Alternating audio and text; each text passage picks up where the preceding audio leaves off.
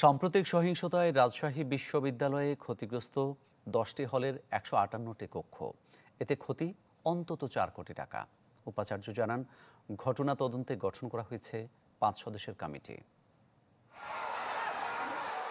গেল 16 জুলাই রাজশাহী বিশ্ববিদ্যালয়ে কোটা সংস্কার আন্দোলনের সময় লাঠিসোঁটা নিয়ে ক্যাম্পাসে অবস্থান নেয় অনেকে। সে সময় বিশ্ববিদ্যালয়ের কয়েকটি হলে ব্যাপক ভাঙচুর চালানো হয়।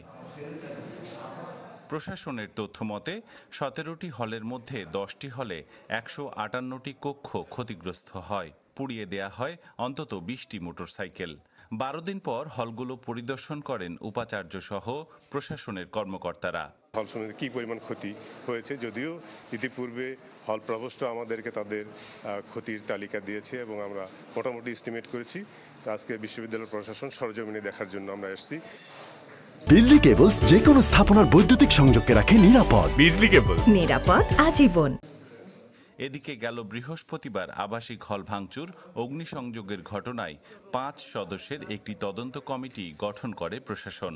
কমিটি প্রধান জানান, নির্ধারিত সময়ের আগেই প্রতিবেদন জমা দেয়া হবে।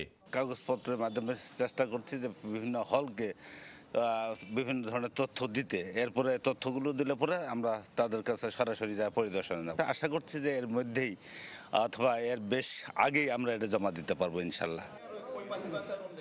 ঘটনাস্থল পরিদর্শন শেষে বিশ্ববিদ্যালয়ের উপাচার্য জানান, অর্থ বরাদ্দ পেলেই দ্রুত কাজ শুরু করা হবে এবং আমরা প্রস্তুতি নিচ্ছি যে ক্ষয়ক্ষতি যেটা হয়েছে সে পরিমাণ অর্থটুকু পেলে পারে আমরা হলের যে ক্ষতিগুলো হয়েছে সেগুলো আমরা আবার রিফারবিশমেন্টের কাজে চলে যাব। রাজশাহীর সার্বিক আইন শৃঙ্খলা পরিস্থিতি যদি আমরা বলি, এখন এটি সম্পূর্ণ নিয়ন্ত্রণে রয়েছে। আমরা যে ঘটনা প্রবাহের উপর আমরা নজর রাখছি। আন্দোলন চলাকালে রাজশাহীতে আহত হয়েছেন পুলিশ সহ অনেক শিক্ষার্থী। আবরার শাইর, চ্যানেল 24, রাজশাহী।